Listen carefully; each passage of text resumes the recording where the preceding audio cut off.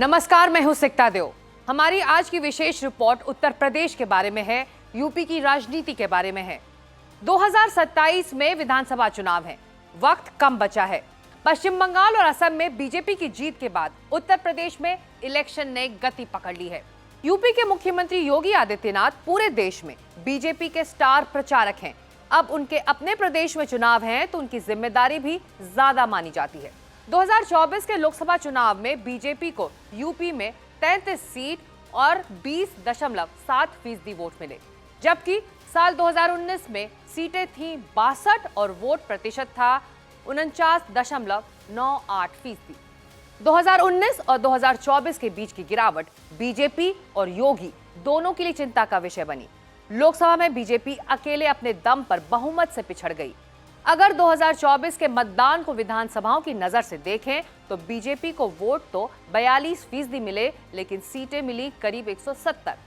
Samajwadi party को vote मिले 34%, लेकिन सीटें मिली करीब 205। मतलब सत्ता की रेस में बीजेपी समाजवादी पार्टी से पीछे नजर आई। कांग्रेस भी दौड़ में दिखी, जबकि बीएसपी, जो उत्तर प्रदेश की तीसरी सबसे बड़ी ताकत मानी जाती थी, वो तब भी कहीं नहीं दिखी। लोगों के मन में सवाल है, यूपी में बीजेपी का क्या होगा? योगी का करिश्मा लोकसभा के रिजल्ट को विधानसभा में कितना पलटेगा? इस बार यूपी में चुनाव का चाल चरित्र चेहरा क्या होने वाला है? जातिवादी राजनीति के लिए कुख्यात प्रदेश में सनातन और हिंदुत्व का एजेंडा कितना चलने वाला है? मूल जानना बड़ा कठिन है नदियों का, वीरों का। धनुष छोड़कर और गोत्र क्या होता रणधीरों का। पाते हैं सम्मान तपोबल से भूतल पर सूर, जाति जाति का शोर मचाते केवल कायर क्रूर।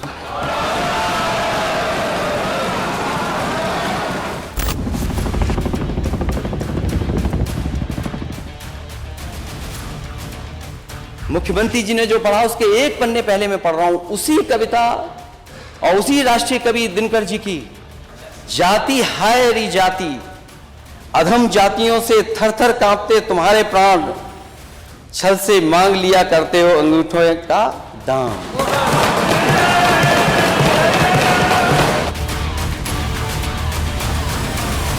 जाति जाति जाति नहीं है, चुनाव आता है तो ये जाति याद आ जाती है। ये हमने देखा है और जाति को नकारा नहीं जा सकता है। हम शूद्र हैं।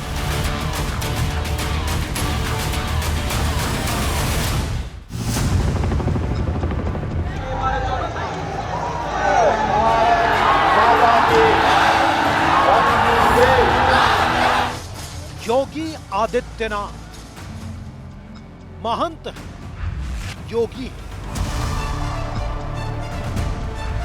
उनका दावा है कि वो जाति धर्म से दूर है। वो एक सेकुलर सरकार के मुख्यमंत्री हैं। वो सनातन का भगवा पहनते हैं, लेकिन दावा करते हैं कि सबका साथ, सबका विकास।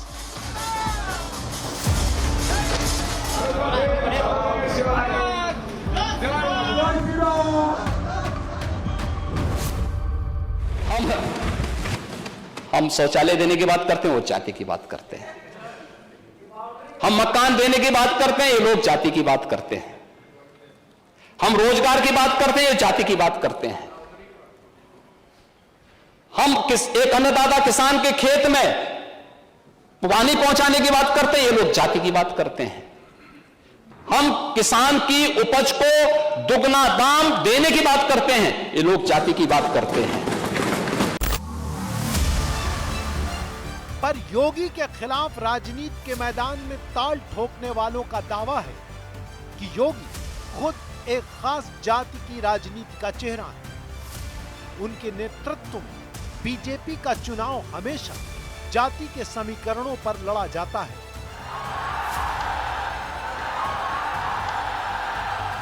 टिकट बांटने से लेकर गठबंधन के साथी चुनने तक जाति के आंकड़े जोड़े और घटाए जाते हैं।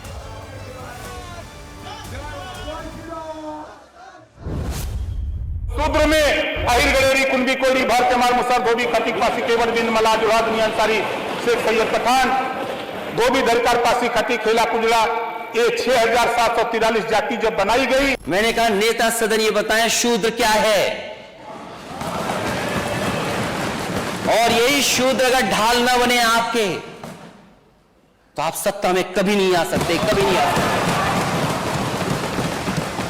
जाति के नाम पर समाज को बांट रहे हैं, क्षेत्र और भाषा के नाम पर समाज को बांट रहे हैं, ये लोग वही पाप कर रहे हैं जो पाप कभी जयचंद और मीर जाफरों ने की देश के अंदर किया था।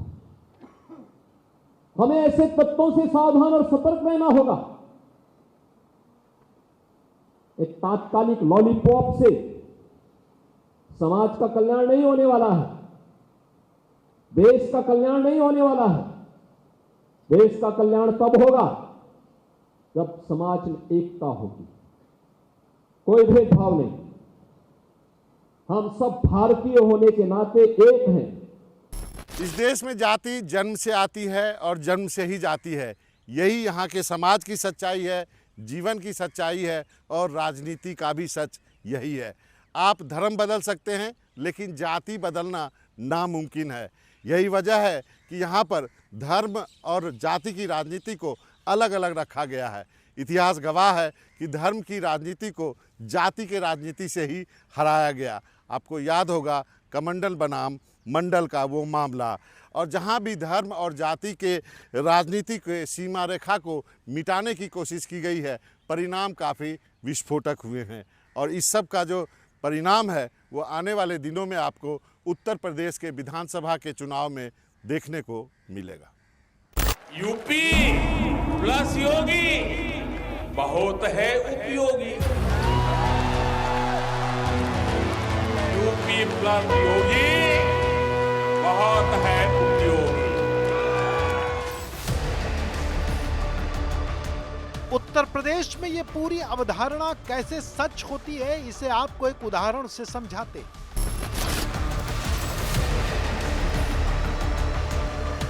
यूपी में अनुसूचित जाति बड़ा वोट बैंक है, एक बड़ी राजनीतिक ताकत है। इनके नेतृत्व के लिए काशीराम जी ने बहुजन समाज पार्टी की स्थापना की। पार्टी और उसके फॉलोअर्स के देवतुल्य आदर्श हैं भारतीय संविधान के पिता बाबा साहब भीमराव अंबेडकर। बीएसपी के कट्टर हिंदू समर्थकों के घर में भगवान के साथ बाबा साहब की फोटो भी रखी जाती है, पूजे जाते हैं। बाबा साहब भीमराव अंबेडकर ने अनुसूचित जाति के साथ सामाजिक और राजनीतिक भेदभाव का विरोध करने के लिए धर्मांतरण को बड़ा प्रतीक बनाया। खुद समर्थकों के साथ बौद्ध धर्म अपना लिया। हिंदू धर्म छोड़ने का दावा किया, मतलब सामाजिक बराबरी दो वरना धर्म बदल लेंगे।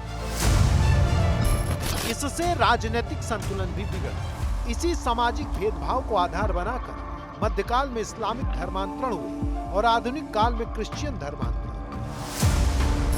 इससे हिंदुओं की जनसंख्या कम होने का दावा किया जाता है, इसे खतरा बताया जाता है। डेमोक्रेसी में जिसकी जितनी संख्या भारी उसकी उतनी हिस्सेदारी की बात की जाती है। इसी तरह से जिसकी संख्या जितनी कम होगी उसके हितों पर उतनी ही चोट आने की आशंका भी बनी रहती है। यही कारण है कि कोई भी धर्म हो, वर्ग हो, समूह हो या जाति हो, अपनी संख्या को वोट बैंक में तब्दील करने की पावर स्ट्रगल में शामिल रहता है। अब आपको यूपी की कास्ट पॉलिटिक्स की पावर स्ट्रगल समझ में आने लगी होगी और ये भी समझ में आ गया होगा कि धर्म को लेकर किस तरह से मामला संवेदनशील रहता है। राम मंदिर आंदोलन हो, काशी विश्वनाथ की कानूनी लड़ाई हो, मथुरा में जन्मभूमि और ईदगाह का विवाद, इनको इतनी व्यापक स्वीकार्यता इसीलिए मिलती है क्योंकि भारत का इतिहास और वर्तमान दोनों बताते हैं कि धर्म के नाम पर सत्ता का चरित्र बदलता है। सत्ता धर्म की स्वतंत्रता को निर्धारित करती है। इसीलिए जब योगी आदित्यनाथ पश्चिम बंगाल में प्रचार करते हैं तो वो यूपी में तुष्टीकरण विरोधी कदमों का नगाड़ा बजाते हैं।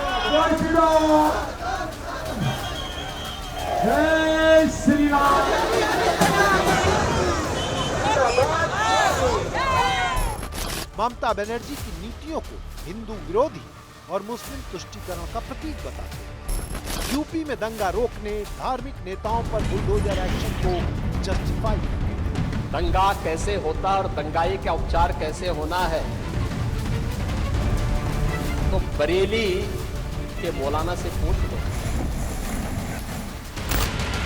मध्यकाल में धार्मिक आधार पर शासन चला, आधुनिक काल में चर्च की सहमति से गुलाम बनाया गया, धर्मांतरण हुए। आधुनिक भारत में धर्म के नाम पर देश के दो टुकड़े हुए, तो धर्म तो राजनीति का अनिवार्य हिस्सा बना। इसके आधार पर ध्रुवीकरण भी हुआ। किसी ने विरोध करके, किसी ने तुष्टीकरण से वोट अपने हिस्से में डलवाया। आजादी के बाद से हिंदू जनसंख्या और उसके खतरे राजनीति का मुद्दा रहे। हिंदू हित की राजनीति करने वाले दल हमेशा धर्मांतरण को बड़ा राजनीतिक मुद्दा बनाते हैं। जब जिहाद, धर्मांतरण, अयोध्या, मथुरा, काशी, हिंदू जनसंख्या, डेमोग्राफिक असंतुलन को मुद्दा बनाया जाता है। इन सब का धर्म और धर्मांतरण से गहरा रिश्ता है। इसे हिंदू और सनातन के लिए खतरा भी बताया जाता है।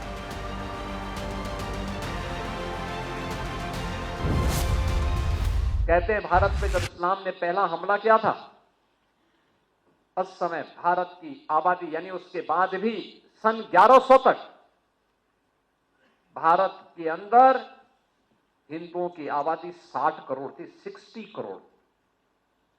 और 1947 में जब ये देश आजाद हुआ उस समय हिंदुओं की आबादी रह गई थी मात्र 30 करोड़।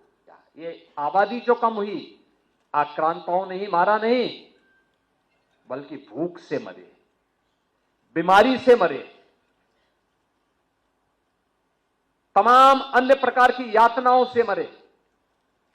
विदेशी दास्ता ऐसे ही होती है। जिन लोगों ने जाति के नाम पे बांटा, क्षेत्र के नाम पे बांटा, भाषा के नाम पर बांटा, तमाम वादों के आधार पर बांटा, और आज भी वे उसी विदेशी मानसिकता के साथ काम कर रहे हैं। समाज को विभाजित कर रहे हैं, विभाजन कर रहे हैं, बांट रहे हैं, काट रहे हैं। बीजेपी का जो एजेंडा है वो कम्युनल एजेंडा है, और बीजेपी जब जब कमजोर होती है और जब बीजेपी को लगता है कि विकास के माध्यम से, या जो उन्होंने अपने मैनिफेस्टो में जनता को सपने दिखाए थे, अगर वो सपने पूरे होते नहीं दिखाई देते हैं तो वो कम्युनल रास्ता अपनाते हैं। कहीं भी देखेंगे आप तो बीजेपी जब कमजोर होती है या जो उन्होंने मैनिफेस्टो में जनता को वादे पूरे करने की बात जो रखी होती है अगर पूरा नहीं कर पाते हैं तो वो कम्युनल रास्ता अपनाते हैं। इसीलिए समाजवादी पार्टी डिवीजन की पॉलिटिक्स नहीं करना चाहती है, हम सबको जोड़ के राजनीति करना चाहते हैं। यही विजन जो कार्यक्रम जगह जगह कर रहे हैं, डिवीजन की पॉलिटिक्स खत्म हो, लोगों को जोड़ के एक साथ चलने की पॉलिटिक्स हो। लेकिन जैसे जैसे देश आगे बढ़ा, वक्त गुजरा, समाज बदला, राजनीति में मुद्दे भी बदलने लगे और मजबूत होने लगे। जाति जिसका जिक्र केवल सामाजिक अन्याय के लिए होता था, उसने राजनीति के जरिए अपना हक मांगना शुरू कर दिया।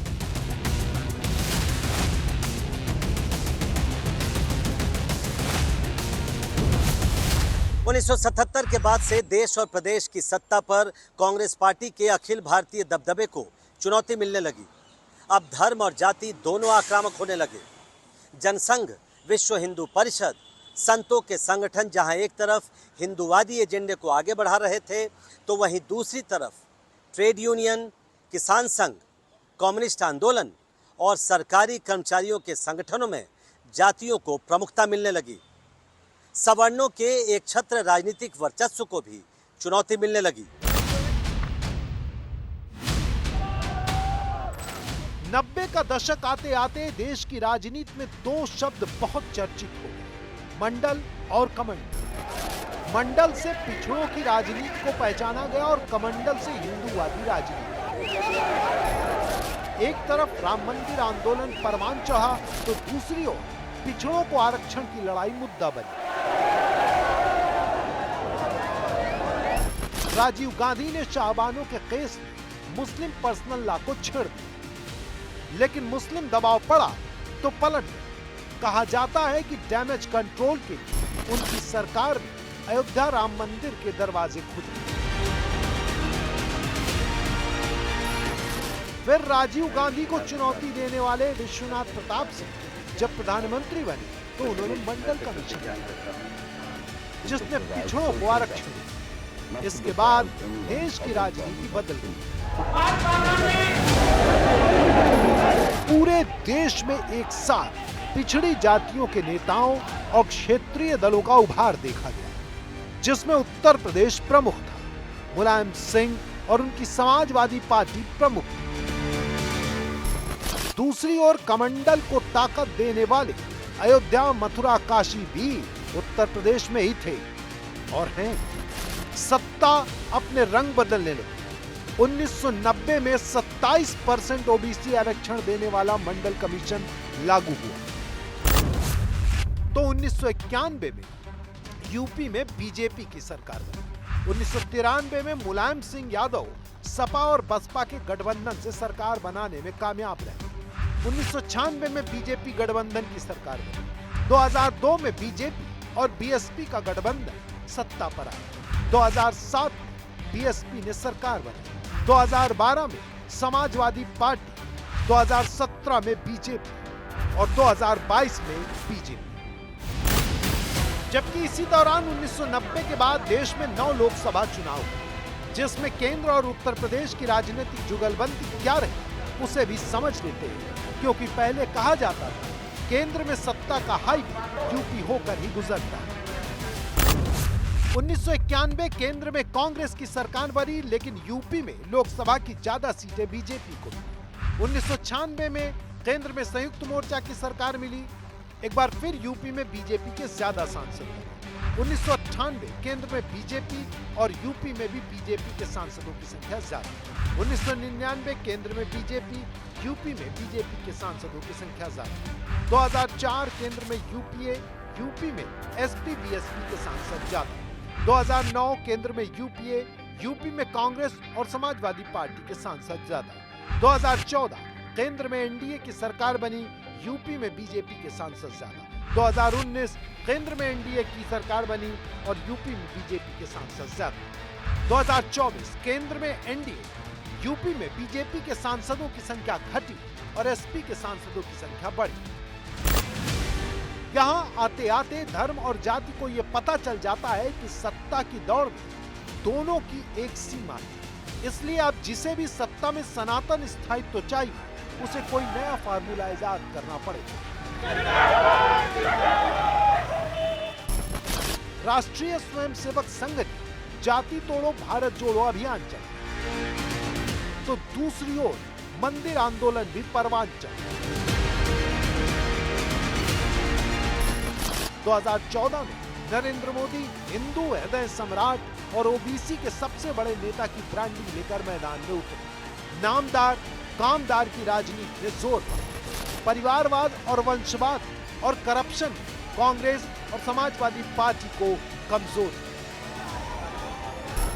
गैर यादव पिछड़े वोट कांग्रेस के वोट बैंक को हिंदुत्व के बैनर तले जोड़ने का काम शुरू हुआ। ट्रायल और एरर की प्रक्रिया में अब एक नया हाइब्रिड वोट बैंक अवतार ले चुका है, जिसमें जाति और धर्म का फ्यूजन है।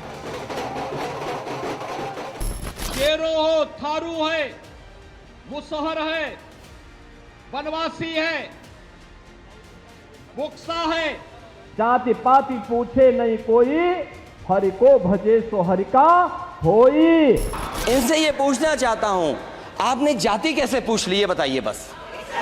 आप जाति कैसे पूछ सकते हैं? इसमें हिंदुत्व की जगह सनातन पर जोर है, जिसमें जाति और धर्म का पक्का जोड़ दिखाई देता है।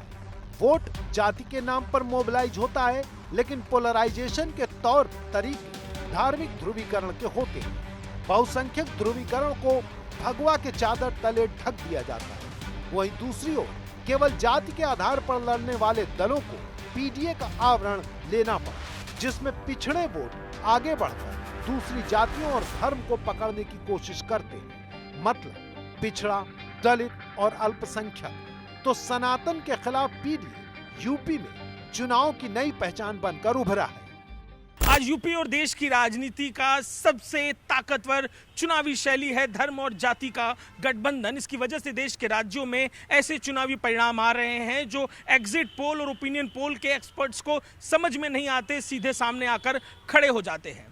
चुनाव में राजनीतिक दल मजबूर और लाचार नजर आते हैं। बीजेपी के रणनीतिकार कहकर चुनाव जीत लेते हैं, क्षेत्रीय दल मिट रहे हैं। बचे वही हैं जो एनडीए के साथ हैं। एक्सपर्ट्स का मानना है कि डबल इंजन की इस ताकत का नतीजा है कि ऐसे चुनाव जिसमें चुनाव की चोरी, ईवीएम की खराबी, एसआईआर का वोटर घोटाला, चुनाव आयोग की भूमिका का सवाल उठते हैं। यूपी के अगले चुनाव के बारे में जो लोग गंभीरता से सोच रहे हैं वो ये बात जान चुके हैं कि जाति और धर्म के मठाधीश अकेले दम पर सत्ता का सरताज नहीं बना सकते, और अगर बना सकते तो उसके लिए जिस तरह के नेता और राजनीति की जरूरत है उसके लिए अभी देश तैयार नहीं। हालांकि योगी आदित्यनाथ की राजनीति में इसकी झलक देखने का दावा किया जाता है। असम में हिमंता और पश्चिम बंगाल में शुभेंदु उसी राह पर चलने की कोशिश कर रहे हैं, लेकिन अभी उनकी बहुत आक्रामक राजनीति का स्कोप ध्रुवीकरण तक ही सीमित है। योगी ने बुलडोजर, हाफ एनकाउंटर और विकास की मदद से बड़ी छवि बनाने की कोशिश की है, जिसका परीक्षण विधानसभा चुनाव में होगा। यूपी में 2027 के विधानसभा चुनाव के लिए Bharatiya Janata party, Samajwadi party, Bahujan Samaj party, Congress और दूसरे छोटे बड़े जाति आधारित दलों ने अपनी तैयारी शुरू कर दी है। जाति के आधार पर बने राजनीतिक दलों में से 4 प्रमुख हैं। अनुप्रिया पटेल का अपना दल, डॉक्टर संजय की निषाद पार्टी, ओम प्रकाश राजभर की सुहेलदेव भारतीय समाज पार्टी, जयंत चौधरी की राष्ट्रीय लोकदल पार्टी। खास बात यह है कि ये चारों अभी यूपी सरकार में शामिल हैं, एनडीए का हिस्सा हैं। तो क्या जाति आधारित दलों की चुनावी राजनीति तभी सफल होगी जब वो बड़े राजनीतिक दलों के साथ खड़े रहें? जाति की जीत तभी होगी जब उनको धार्मिक या दूसरी जातियों का गठजोड़ मिले। इन सवालों का जवाब चुनावी नतीजों में देखते हैं, क्योंकि इसी में यूपी के अगले चुनाव नतीजों की झलक भी देखने को मिलेगी।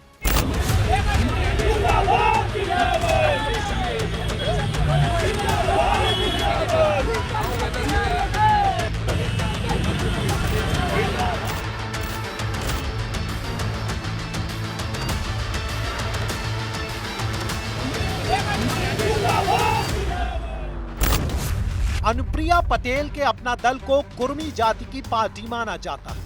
पिछले विधानसभा चुनाव में इनको कुल वोट का 1.6% मत मिले, सीट मिली 12। संजय निषाद की पार्टी निर्बल इंडियन शोषित हमारा आम दल, जिसे निषाद पार्टी भी कहते हैं, को कुल वोट का 0.9% मिला, सीट मिली 6।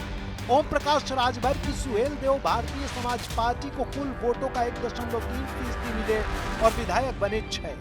जयंत चौधरी की राष्ट्रीय लोकदल को कुल वोट का 2.8% मत मिले, एमएलए बने 8। 4 बड़े जाति वाले दलों को कुल वोट का 4 से 7% मत मिले, लेकिन सीट हो गई 30। इनके अलावा भी करीब 4 से 6 जाति आधारित दल हैं जो कि चुनाव में ताल ठोकते हैं। पिछले चुनाव में उन्हें एक भी सीट नहीं मिली, लेकिन कुल मिलाकर वोट 1% के करीब मिल जाता है। गौर करने वाली बात यह है कि 2017 के विधानसभा चुनाव में ओम प्रकाश राजभर ने अकेले चुनाव लड़ा, उन्हें कोई सफलता नहीं मिली। 2022 के विधानसभा चुनाव में जयंत चौधरी और ओम प्रकाश राजभर ने अखिलेश यादव का साथ दिया, लेकिन सत्ता से दूर रहे। यकायक दोनों ने मिड टर्म में यू टर्न किया और आज जयंत चौधरी केंद्र में और ओम प्रकाश राजभर प्रदेश में मंत्री पद पर बैठे हुए हैं। जाति के नाम पर वोट और सीट जुटाने वाले यूपी के 4 दल जाति और धर्म के हाइब्रिड वोट बैंक का उत्तम उदाहरण है, जो सत्ता के करीब पहुंचा देता है। आप लोगों की गरीबी और बेरोजगारी को दूर क्यों नहीं किया? आप लोगों की विभिन्न समस्याओं को दूर का समाधान क्यों नहीं किया? तो क्या ये माना जाए कि इसी वजह से केवल जाति के भरोसे चलने वाली मायावती की बीएसपी वोट तो 13% मिला, लेकिन केवल 1 एमएलए ही जीत पाए। इस तुष्टीकरण की राजनीति करने वाले, फतवे की संस्कृति पर विश्वास करने वाले, गुंडों को प्रश्रय देने वाले, बहन और बेटी और व्यापारियों की सुरक्षा में सेंध लगाने वाले तत्व अपने काले कारनामों को छुपाने के लिए जाति का सहारा लेते हैं। इनके द्वारा जब भारत की परंपरागत सनातन संस्कृति पर प्रहार होता है, इनके मुंह में फेविकोल लग जाता है। भारतीय जनता पार्टी सबके साथ सबके विकास की राजनीति करती है और जो दल जात पात की राजनीति करते थे, चाहे समाजवादी पार्टी हो, बसपा हो, कांग्रेस हो, इन सबको जनता जनार्दन ने पूरी तरह से खारिज कर दिया है। इसलिए ये बात अपने आप में स्वतः प्रमाणित है कि जनता जनार्दन को जात पात की राजनीति नहीं बल्कि पॉलिटिक्स ऑफ परफॉर्मेंस चाहिए।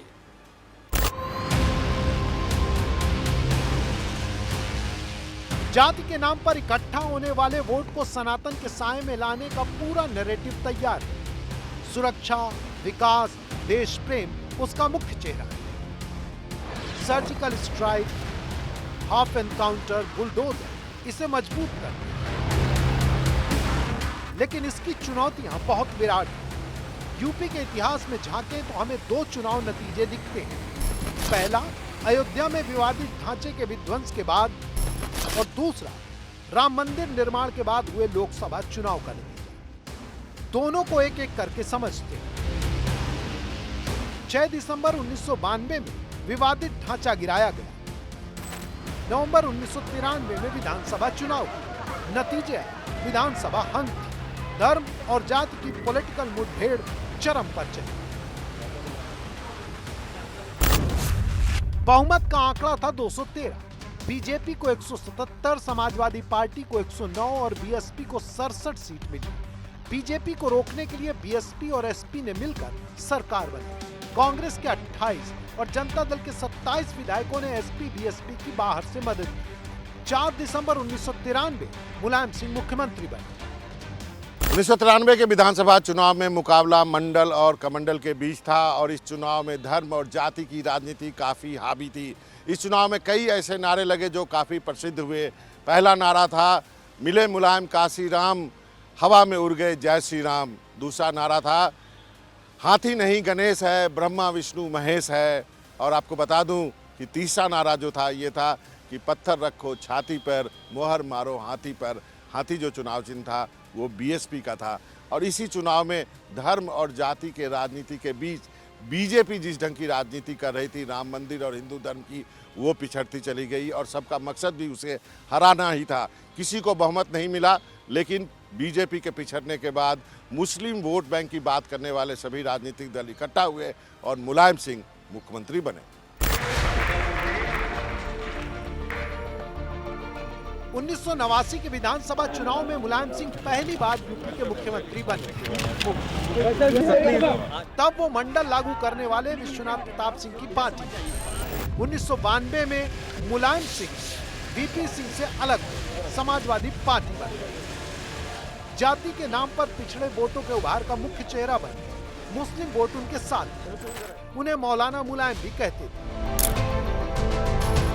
अब एक तरफ मुस्लिम वोटों के साथ पिछड़े दलित और सेकुलर थे, तो दूसरी ओर मुस्लिम तुष्टीकरण का विरोध करने वाली हिंदूवादी बीजेपी।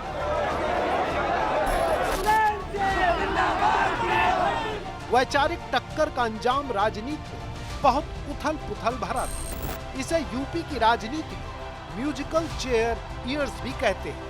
मुलायम और मायावती की सरकार बनी, लेकिन सहमति कभी नहीं बन सकी।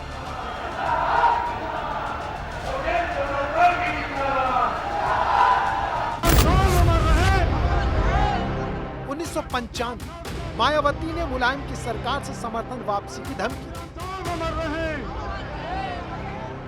वो लखनऊ के एक गेस्ट हाउस में समाजवादी समर्थकों ने गेस्ट हाउस घेर दिया।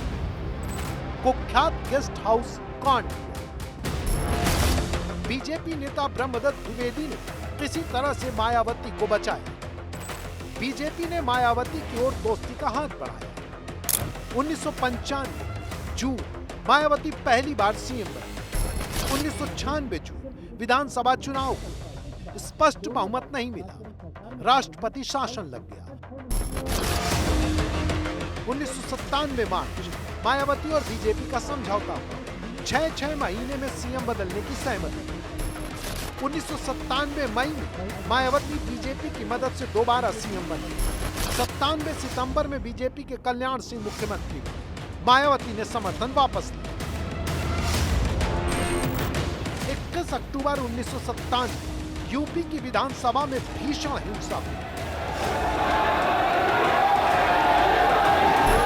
बीजेपी के कल्याण सिंह ने अपनी सरकार बचा ली। 1998 पर बीएसपी ने बीजेपी से फिर समर्थन वापस लिया। यूपी में जगदंबिका पाल एक दिन के मुख्यमंत्री बने। कोर्ट ने दखल दिया तो कल्याण सिंह की सरकार फिर लौटी। एक्सपर्ट मानते हैं कि मायावती और बीजेपी के बीच असहमति की एक वजह राजनीतिक अविश्वास भी रहा। मायावती को लगता था कि बीजेपी उसके दलित वोट बैंक को हड़प लेगी।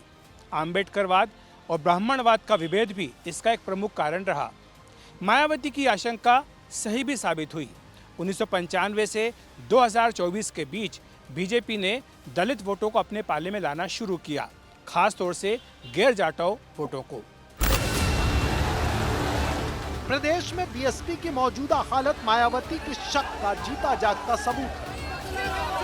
धर्म का गठजोड़ जाति के वोटों का आधार सीमित कर रहा है। इसे हिंदुत्व की विजय माने या जाति आधारित राजनीति की कमजोरी, या फिर केंद्र और प्रदेश में एक ही सरकार से होने वाले डबल इंजन विकास के दावे की सफलता, यह अभी स्पष्ट नहीं है।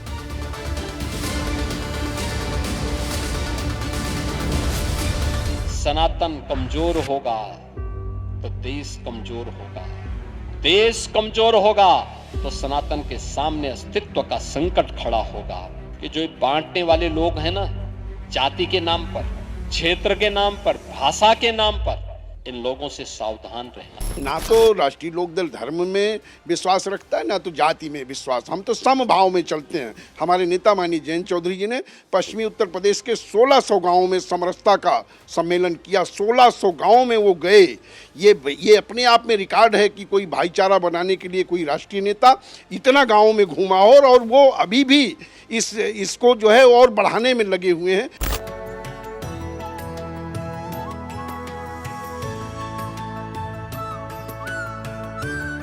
22 जनवरी 2024 राम मंदिर का उद्घाटन हुआ।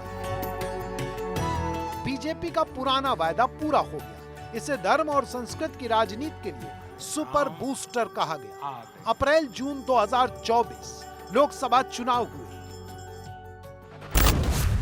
यूपी में समाजवादी पार्टी को 21.4% वोट मिले, 37 लोकसभा सीट। 2019 की 5 सीट से 32 सीट ज्यादा, 640% की ग्रोथ। बीजेपी को 20.7% वोट मिले और 33 सांसद ही जीते। 2019 के 62 सीट से 29 कम, यानी 47% का नुकसान। केंद्र में भी बीजेपी अकेले दम पर बहुमत नहीं पा सकी, जबकि 2019 से 2024 के बीच बीजेपी ने दक्षिणपंथी राजनीति के तीनों ट्रम्प कार्ड चल दिए थे। अनुच्छेद 370 हटाया, राम मंदिर बनाया, उत्तराखंड में कॉमन सिविल कोड लगाया, काशी विश्वनाथ कॉरिडोर का निर्माण हुआ, उज्जैन महाकाल का नव निर्माण हुआ, 3 तलाक का अंत, CAA लागू हुआ। CAA कानून मुसलमानों की नागरिकता लेने से। इसके बावजूद धर्म के नाम पर वो बम्पर जनादेश नहीं मिल सका जिसकी उम्मीद थी। हमसे 2 गलतियां हुई, एक बीजेपी को हरा दिया और दूसरा अयोध्या हरा दिया, तो हम तो टारगेट में होंगे। हम उन कारणों को ढूंढें जो समाज को बांटने वाले हैं। ये जाति के नाम पर, क्षेत्र के नाम पर, भाषा के नाम पर ये विभाजन, ये नए जिन्ना को पैदा करने की साजिश का हिस्सा है। समाजवादी पार्टी प्रोग्रेसिव पॉलिटिक्स करती है। समाजवादी पार्टी सोशल जस्टिस और डेवलपमेंट की पॉलिटिक्स करती है। इसलिए जिस उत्तर प्रदेश को, जिस देश को भारतीय जनता पार्टी ने उसकी आर्थिक कमर देश की तोड़ दी है। बेरोजगारी का संकट, किसानी का संकट, तेल, डीजल, गैस का संकट सिर्फ भारतीय जनता पार्टी की फेल्योर नीतियों की वजह से हुई है। तो 2027 में फुल फ्लेज समाजवादी पार्टी की सरकार बनने वाली है और हम सभी जातियों को, सभी समाज को मेरे नेता आदरणीय अखिलेश यादव जी हमेशा साथ में लेकर चले हैं। उत्तर प्रदेश की राजनीति 1990 के बाद से उसमें दो ट्रेंड साफ तौर पर देखने को मिलते हैं। एक है मुस्लिम ध्रुवीकरण के झंडे तले आगे बढ़ने वाले दलों का। ये कथित तौर पर सेक्युलर और लिबरल राजनीति का दावा करते हैं। इनका नेतृत्व कभी दलित नेता करते हैं तो कभी ओबीसी, मतलब कभी बीएसपी तो कभी समाजवादी पार्टी। जबकि दूसरा ट्रेंड है बहुसंख्यक ध्रुवीकरण की सनातन पताका के पीछे चलने वाली दलों का, जिसमें सत्ता का नेता बीजेपी ही रहती है। दोनों तरफ विजय का फैसला धार्मिक ध्रुवीकरण की मदद से किया जाता है। फिलहाल हिंदुत्व की जगह सनातन ने ले ली है। इसकी वजह से जातियों को भगवा झंडे के नीचे खड़ा करने में सुविधा हो रही है। हम हैं ज्योतिषपीठ के शंकराचार्य, निर्विवाद रूप से है।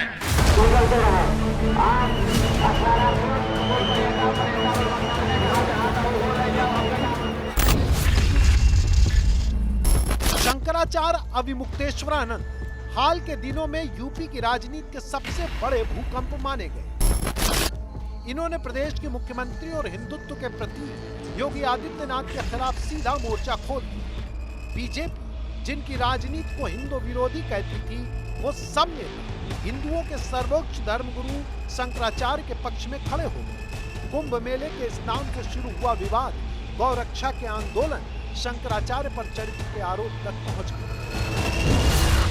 माना जाता है कि धर्म और जाति के मिश्रित वोट बैंक को तोड़ने के लिए शंकराचार्य का राजनीति में इस्तेमाल हो रहा है। हिंदू ध्रुवीकरण को कमजोर करने के लिए भी शंकराचार्य के विवाद को बड़ा किया जा रहा है। मुख्यमंत्री योगी आदित्यनाथ शंकराचार्य को धर्म और शासन की मर्यादा बता रहे हैं, जबकि उनके दो डिप्टी सीएम शंकराचार्य के सामने दंडवत हैं। कुछ लोग कंफ्यूज हैं, कुछ लोग इसे मिसहैंडलिंग बता रहे हैं, लेकिन चुनावी धारा के तरह कहते हैं कि हिंदुओं के राजनीतिक मन में योगी का नाम शंकराचार्य से बड़ा है। यानी यूपी में हिंदू वोट बैंक का रिमोट अब योगी के पास है। योगी के शासन और पॉलिटिक्स में यह बात खुलकर दिखती है।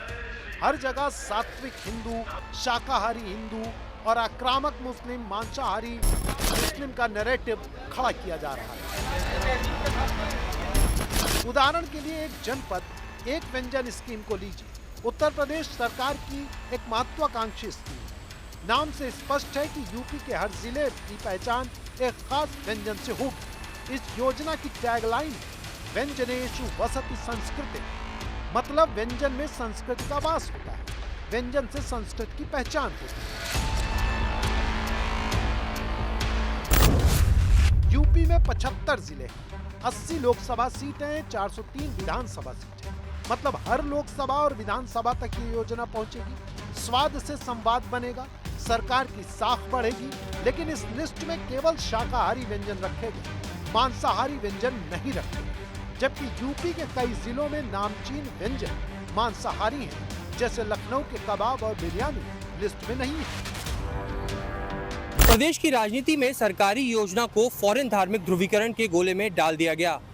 सवाल उठ रहा है कि मांसाहारी व्यंजन क्या यूपी की संस्कृति का हिस्सा नहीं है, या फिर जानबूझकर उन्हें हाशिए में डाला जा रहा है? क्या ये योगी की कट्टर हिंदुत्ववादी छवि को बनाने का प्रयास है? क्या पकवान और सरकारी योजना भी हिंदुओं को खुश करने में इस्तेमाल हो रही है? क्या सरकारी योजना संस्कृति में इस्लामिक खान पान व्यंजन को अलग थलग करना चाहती है, या फिर क्या हर चीज़ का इस्तेमाल हिंदू मुस्लिम ध्रुवीकरण के लिए ही किया जा रहा है? हालांकि पश्चिम बंगाल के चुनाव में बीजेपी ने मछली और मांसाहार का खूब समर्थन किया। ऐसे में यूपी में मांसाहार से दूरी हिंदू तुष्टीकरण का तरीका माना जा रहा है। धर्म और जाति के मिश्रित वोट बैंक के लिए चुनौती जाति ही है। कोई कॉन्फिडेंस से नहीं कह सकता कि धर्म जाति को ठंडा कर देगा। बीजेपी लगातार जातियों की पहचान, जातियों के ऐतिहासिक प्रतीक और नेताओं को बढ़ा चढ़ाकर सम्मानित कर रही है। क्योंकि जाति के मामले में मामूली सी चूक भारी पड़ जाती है। समाजवादी पार्टी के नेता राजकुमार भाटी ने एक सभा में लोकोक्ति सुनी। ये ब्राह्मण जाति के बारे में थी, उनके जीवन का अनुभव था। हालांकि उन्होंने इस लोकोक्ति का इस्तेमाल कभी नहीं किया, लेकिन जिक्र भर किया तो विवाद हो गया। ब्राह्मण बनाना वैश्या में बनाना कोई और कोई वैश्या तो भले ब्राह्मण लगातार समाजवादी पार्टी के नेता एक के बाद एक लगातार गाली गलौज की भाषा का इस्तेमाल कर रहे हैं, जातियों को आपस में लड़ाने की चेष्टा कर रहे हैं। ये उत्तर प्रदेश के विधानसभा चुनाव को देखते हुए सांप्रदायिक सद्भाव बिगाड़ना चाहते हैं, जातीय दंगे कराना चाहते हैं और इसीलिए जानबूझ करके इस तरह की जहरीली बातें कर रहे हैं।